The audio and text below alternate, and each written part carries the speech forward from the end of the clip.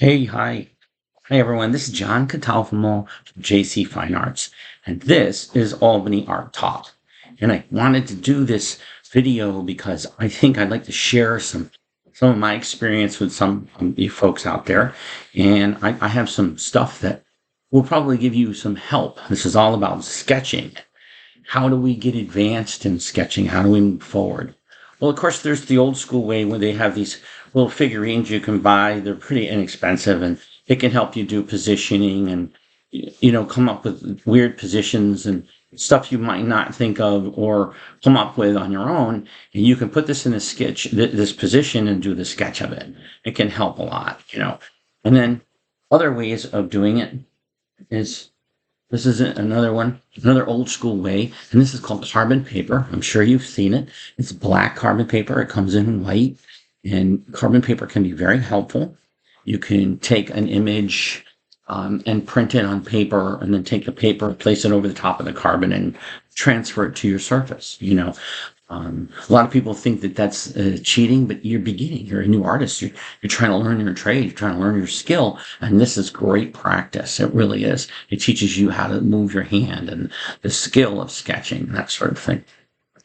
Well, one of the things that I really like that I've used, and I tell other people use it all the time, is this book, Drawing Animals 101. I hope they come out with 102. This is a great tool. It's available on Amazon. It's a great tool as a beginning artist. It comes through. There's all kinds of like bird feathers and the wing shape and body shapes.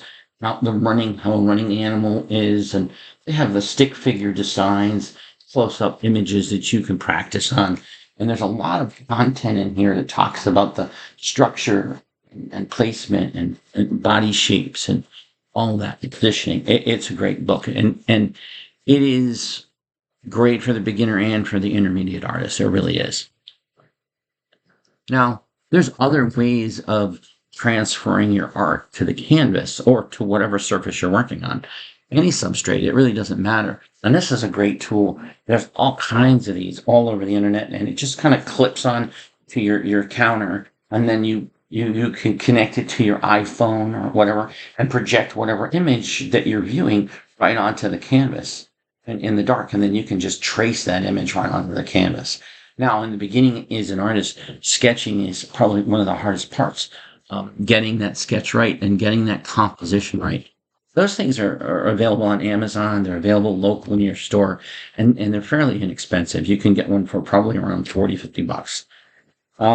The other thing is when you're doing sketch work, it's important to use the right kind of tools. If you're going to sketch, don't just grab any pencils. Get good calligraphy pencils, good sketch pencils with the right hardnesses and from soft to hard, and get good quality pencils. The other thing too, you can try different things. Like I use colored pencils a lot of the time, so I can have a note of what colors are going to be where, or a generalization in my sketch. These are really handy. And then, of course, there's the electronic version. You can practice on a tablet. Nothing wrong with that. Tablet sketching is almost identical to paper sketching. The only difference is digitally, you have to be careful where you're touching and what tool you use. I like neat erasers, but there's also hard erasers, and you can use soft leads where you can smudge and then clean away. Now, when your sketch is done, you want to make sure that you have the sketch saved, so when you paint, it doesn't rub away. So just clear coat it. There's things like clear medium gel. You can use varnishes, and there's other sprays you can use to seal that sketch on the canvas. There's different canvases too. As you start, and as a beginner, you can just they sell sketch paper that can be used for painting on as well. Good quality paper is everything, in the beginning. Don't just jump into line paper. Use good quality paper. Now, canvas comes in board. You can get it in the board, really thin, and it's regular canvas surface. There's a gesso finish, and you can make it as smooth as you want. by just putting another coat of gesso on and sanding it, you can get a really smooth surface. The other thing is the regular study canvas. And this is like, it's a 1/2 inch thick wrapped around a frame. It's really basic canvas. This is great for beginning and study work. It, a lot of my work is on this too, just regular work that I sell in craft shows and in galleries. You don't have to have gallery ready. But then there's gallery ready. And the difference is that the canvas is wrapped around the back and the wood is much thicker. So it doesn't warp over time.